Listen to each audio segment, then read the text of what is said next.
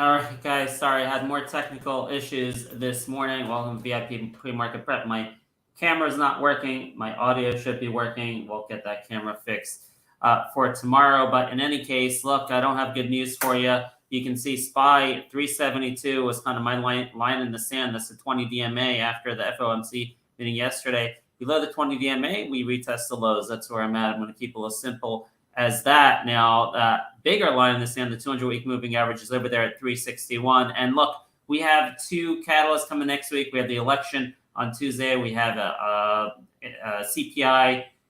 After that, I think it's on Thursday or so, right after the election. So both of those can definitely move markets, but I don't like seeing this move below 20 DMA. I think we're going to retest the lows, but here's the problem. Couple big problems. QQQ is already now well below that 200-week moving average, which is not a good sign. And TLT, which I look at very carefully, is crashing below its lows of a couple days ago. So that's heading back to the lows, which is really bad for ARKK. So risk assets. This means interest rates are going up, right? UUP, the stronger dollar, up a percent. TLT down, interest rates going up, bad for risk assets. SPY breaking technical support. QQQ already back below the 200-week moving average. None of these are good signs, and I'm pretty much at a place, I guess maybe we can have a little bit of volatility next week. Maybe there's going to be another shot of a bear market rally next week. But at this point, I'm pretty much at this place where, and it'll become official if and when we close. See this candle? We had a couple fake outs. Remember a month ago I was concerned about this, but we're going to get to this situation again where officially once we have a candle below that 200-week moving average on the SPY, in my opinion, forget about it.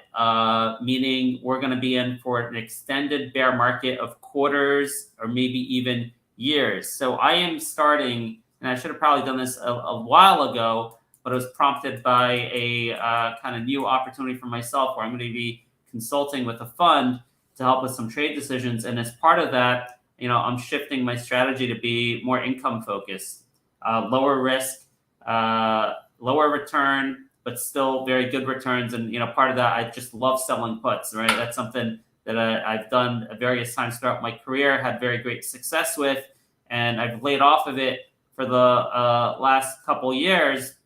And now I think I'm starting to do that in very selective ways. So you're going to see some changes in the VIP trading community where I'm going to be focusing on more dividend companies, high cash flow companies that are profitable, larger cap companies. A lot of the trades I'll be looking for will be selling puts, looking for down days on red days, selling puts on red days, selling puts when you have new news that creates a higher floor, right? You have a good earnings beat, you have some kind of deal, some catalyst that creates a higher floor. I love selling puts on those catalysts as well, even though the stock may be sharply green on those days. They usually turned out pretty well for me, that strategy. I think I'm going to be doing more and more of that because, the opportunity for moonshots are going to be much less. Now, I'm going to continue maintaining some moonshot positions like XXII and DRIO, but I'm going to have to reallocate. So it'll take some time for me to reallocate and have a smaller position in the speculative long-term companies that I think can be multi-baggers because this environment is just not more money into what I just described. So going through the newsfeed this morning and opportunities, I'm going to have to apologize ahead of time because the TD Ameritrade app was down all morning. It just came back online like 10 minutes ago. So I have not had time to figure out what could be great for either a day trade or initiation of a swing trade. I see QUIK. There's some news in here. I didn't have time to read all these news releases, unfortunately. All right. So some of the analysis is going to be missing. So I have just a big high level stuff. All right. So we're waiting for SIGA earnings after the close. I'm holding on to that now with this kind of new revelation that with the markets and everything, I like SIGA going into earnings. I would just play it differently. I'd be like, all right, let's look for puts to sell instead of going long with stocks. So I'm going to be changing that going forward. COMM had earnings this morning. Now, this is not a stock that does a lot of like retail pre-market trading. So I'm not going to read into this price action too much. Now, if you look at the headlines, it was a beat, but not a big beat. You see revenue beat by 800 million or 80 million, 2.38 billion versus 2.3 billion. And earnings was 4 cents. Actually, I don't know, maybe earnings missed. So I have to look into it because I don't see what the analyst average earnings are in here. I have to look at that to see if earnings missed or not. But if earnings beat, maybe that was a good report. We'll see. We'll see what happens here. But you have downside here at the 20 DMA at 12.17. But I'm not reading too much into this yet. So let me go look afterwards, and I'll report back to them, or if anyone has it, what the EPS estimates were for COMM to get a better idea of which direction this should go today. I know we got some commentary from Eric in the room that the read-through for Clearfield is really good because the domestic business was strong, and Clearfield is a pure play in domestic business. So that's good. BTU is up. They had a nice beat. You can see the resistance here at 25.07. So I think it's facing some resistance there. Personally, I don't like that they don't have news about dividends or buybacks like Arch did. So, I don't think that this is a stock that's going to break out above 28 or something like that. You can see that resistance there, 1, 2, 3 candles right on 28. I don't think this news was good enough, even though the headlines look great. 233 beat 186, 1.34 billion beat 1.27 billion. It was the highest cash flow quarter in 6 years. So all of that's good news. But if there was news about a big dividend or buybacks or something like that, I think then maybe you could talk about, let's break out today the new highs, or at least not new highs, but new 3-6, possibly 3 to 6 month highs would be in play.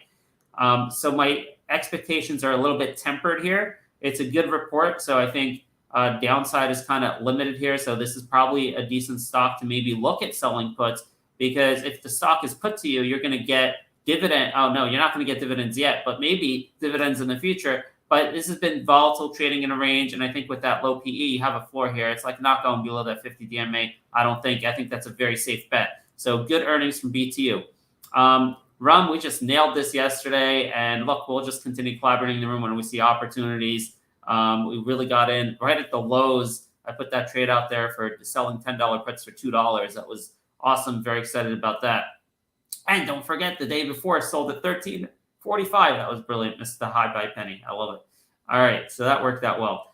Identiv was a failure for me. I was completely wrong on this.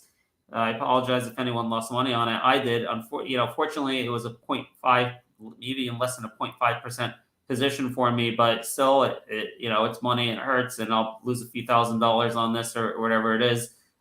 So revenue was down big, and I think there's a read-through possibly on consumer discretionary demand. Okay, so take a look at this report.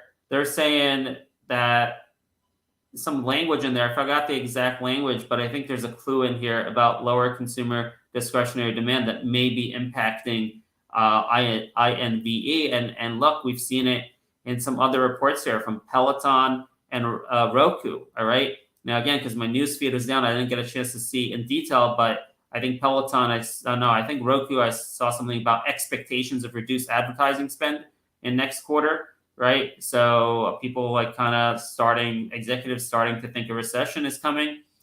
Peloton, look, I don't know what happened here, but I've been saying for a couple months that I wouldn't be surprised if the stock goes bankrupt. So we'll have to see what happens there. Really not surprised on that.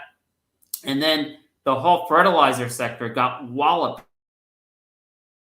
CF and NTR, and I was just lucky. I was fortunate. I don't have a position in these anymore. And Moss is down in sympathy. So I don't know what caused this. Matt's a fertilizer guru in our room, so probably has something to do with natural gas prices. I'm not sure. I'm not sure what the situation is, but it's a sector-wide thing. I didn't have time to read these reports. This is a sector-wide thing because all three of those companies had really, really bad earnings. Maybe a Forex impact. I really don't know if they're selling into Europe.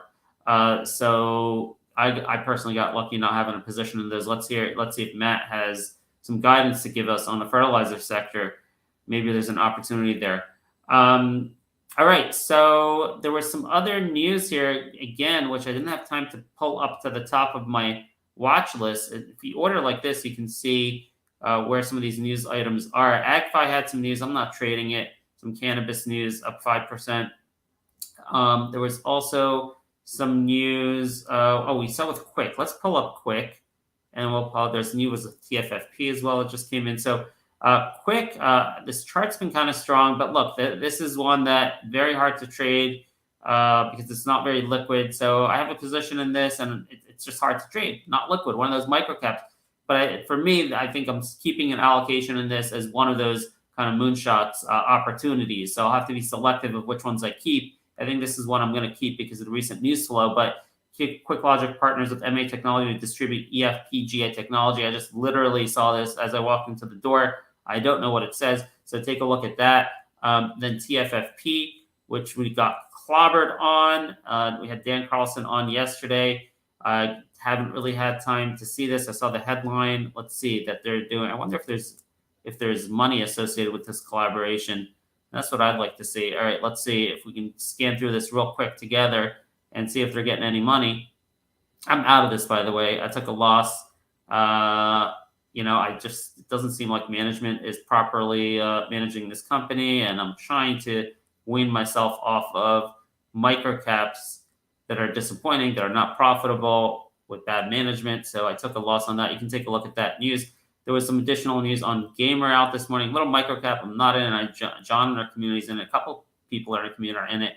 They're doing some, looks like they're getting some traction with news. Stock's been up lately. They're going into Roblox. So, congrats on that if it's working for you. And John, keep the information coming. Even though my focus, I'm trying to shift away from little microcaps, definitely anyone else in the community, if you're an expert on a particular stock, let us know. And other people can benefit from your knowledge and helping to understand the story with that. Let me see if there was any other news. I think there was some other stuff. I think PHUN had some news, but I really don't like that company. I mean, their management kind of sketchy. Their fundamentals not great. PHUN. I'm personally not going to be trading that. Let's just take a look out of curiosity to see how it's reacting to the news. Not really reacting. Everyone's tired of that shtick. Let's see what else we had that I may have missed here. So once again, this less than polished pre-market prep courtesy of TD Ameritrade, killing their newsfeed from 5 a.m. to like 8:50 a.m. All right, but let's see it. I'll do our best here to see if there's anything else that we missed here that we got to see. There's a bunch of like items coming out, like Celsius having earnings, so keep track of when those earnings reports are coming out. ARKK we told you about, GMER we told you about. There's a TFFP. Wayfair, I guess it had earnings, which is a slight miss. I think it was a slight miss. Let's see how the stock is reacting, down 1.56. Then we had, what was the other one? I just saw it. We saw TFFP. Oh, Waiter, 1 for 20 reverse stock split, and they're switching to ASAP. That didn't work out really, right? It's a good thing I bailed on that, like $4 last year or whatever it was. Okay, man, microcaps, minefield, right? Let's see what else we got in the newsfeed this morning. So I think the main thing I'm interested in today is BTU earnings were good. And I want to learn a little bit more about COMM earnings expectations. But BTU, I think that's something I may be interested in trading today, like buying the dips, maybe selling puts. I think that's one opportunity that's jumping out at me. I really don't see many other opportunities here, except unless, we get, again, feedback from Matt that, hey, this fertilizer sell-off is overdone. There's an opportunity there, maybe. Let's hear from Matt on that. COMM, little, I was hoping this was a trade of the week idea for us, and I have the week idea along with SIGA. We won last week, so I'm trying to win with COMM and SIGA, so I'm not happy to see it at 12.50. I did say I wasn't worried about the retail action much, but now you got the ask. You get multiple asks here, which I think means something at this point. 12.55, 12.55, two of them over here. So let's see if we can figure out what's going on with that offline, and we'll communicate there in the VIP trading room. So listen, that's about it. SPY's below 372. It's not good news, folks. This is not good. And we're going to have to shift our strategies if we're going to make money going forward. So that's what I got for you, and we'll try to shift our strategy, and we'll try to make money, and we'll try to share those trade ideas with you, and you guys do the same. But I still like those moonshots. I'm still going to have a nice allocation towards them, but definitely the focus is going to be a little bit different going forward in a potential bear market that I think can last quarters or years, okay? But again, it's not going to be official. I'm not going to call it official. I'm just speculating now until we have a closing candle on the weekly below the 200-week moving average and test it to the upside and get rejected in the following week or weeks. There's plenty of time to have that patience, because if we get that validation, history has shown you're down for many quarters.